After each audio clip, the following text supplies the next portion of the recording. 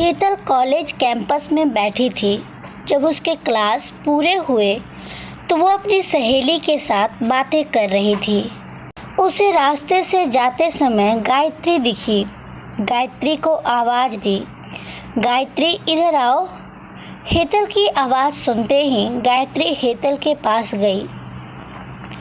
दोनों बातें करने लगी। बातचीत के दौरान अचानक हेतल को याद आया कि उसने सुना है कि सुमन ने आत्महत्या कर ली है। इस बारे में गायत्री से जानना चाहा। सुमन हेतल और गायत्री दोनों की बचपन की सहेली थी। गायत्री और सुमन दोनों एक दूसरे की पड़ोसी थी। हेतल दूसरे गांव में रहती थी। भले ही सुमन की 3 बार शादी की गई, लेकिन उसने आत्महत्या क्यों की, ऐसा सवाल हेतल के मन में आया। दरअसल वह अपनी प्यारी सहेली की आत्महत्या से बेहद दुखी थी। सुमन 9वीं कक्षा में थी, तभी उसकी पहली शादी हुई थी। सुमन देखने में बहुत सुंदर थी। वो होशियार, शालीन और भविष्य के सपनों में रंगने वाली लड़की थी। उसने अपने जीवन में कई सपनों को चित्रित किया था, पर घर के लोगों ने उसकी जबरदस्ती से शादी करवा दी। हेतल के पास इतने सारे सवाल थे कि वह नहीं जानती थी कि गायत्री से कैसे पूछूं, लेकिन हर बात की सच्चाई जानना चाहती थी और आखिर में गायत्री से पूछा कि सुमन ने आत्महत्या क्यों की। एक क्षण के लिए गायत्री चुप हो गई। जल्दी से उसके मुंह से शब्द नहीं निकल रहे थे। उसने गहरी सांस ली और बोलना शुरू किया। 3 साल पहले सुमन की शादी अबीर नाम के शख्स से हुई थी। वास्तव में उसकी बहुत अच्छी गृहस्थी चल रही थी। दोनों एक दूसरे से प्यार करने लग गए थे। जब भी यह दोनों साथ में बाहर जाते तो सभी कपल इनसे जलते थे। अबीर और उसके परिवार के सभी सदस्य अच्छे स्वभाव के थे। जैसा उसने सपनों में जोड़ीदार सोचा था, वैसा ही उसे अपना पार्टनर मिला था।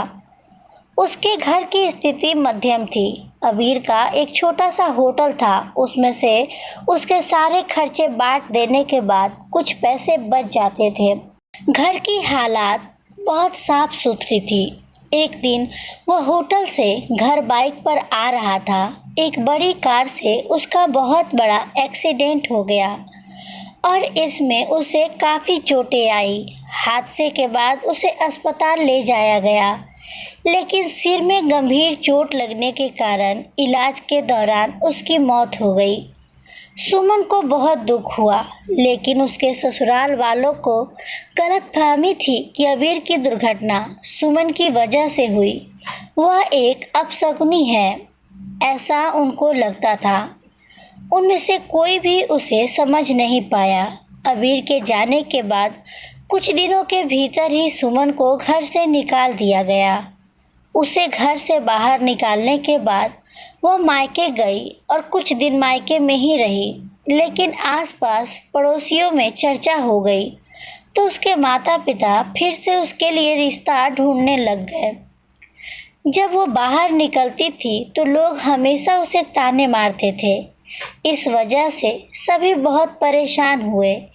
ऐसे में उन्होंने जल्दी जल्दी में अमोल से शादी करवा दी।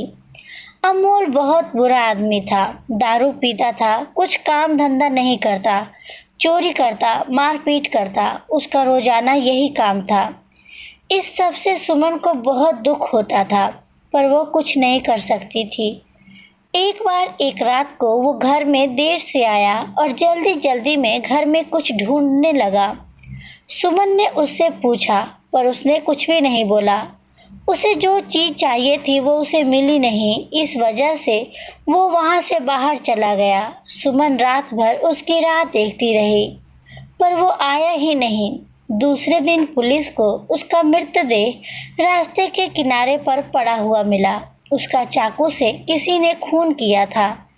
यह खबर सुमन को पता चली तो उस पर दुखों का पहाड़ टूट पड़ा।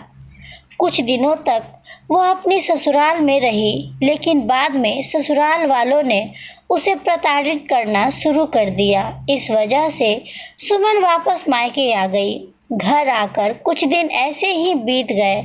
हर दिन आ रहा था और हर दिन जा रहा था, लेकिन सुमन की स्थिति वही थी। उसकी तरफ देखा नहीं जा रहा था। उसका परिवार उसकी स्थिति को सहन नहीं कर सके, इसलिए उन्होंने उसकी वापस शादी करने का फैसला किया। उसके लिए रिश्ता ढूंढने लगे। उनके रिश्तेदारों में गौतम नाम का लड़का था। उसकी पहले से ही एक बार शादी हो चुकी थी और गौतम से सुमन की शादी करवा दी। सुमन बहुत खुश थी। शादी हुई और कुछ महीनों बाद उसे मालूम हुआ कि गौतम को कैंसर है, ब्लड कैंसर। इस बात का पता चलते ही उसका हंसता हुआ चेहरा फिर से दुखी हो गया, लेकिन उसने हिम्मत से इन सब का सामना करने का फैसला किया। 5 महीने तक अपने पति की सेवा की, लेकिन आखिरकार 5 महीने बाद उसके पति की मौत हो गई। इस दुख से बहुत तंग आ चुकी थी।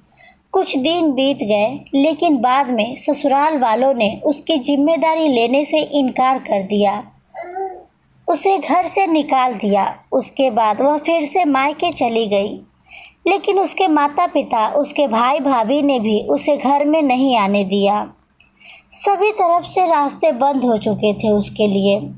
उसे उम्मीद की कोई किरण नजर नहीं आ रही थी। अंत में उसने खुद को खत्म करने का फैसला किया। उसने अपना जीवन समाप्त कर लिया। सुमन की यह कहानी सुनकर हेतल की आंखें आंसुओं से भरकर बह रही थी। पूरा दिन वह सुमन के बारे में सोचती रही।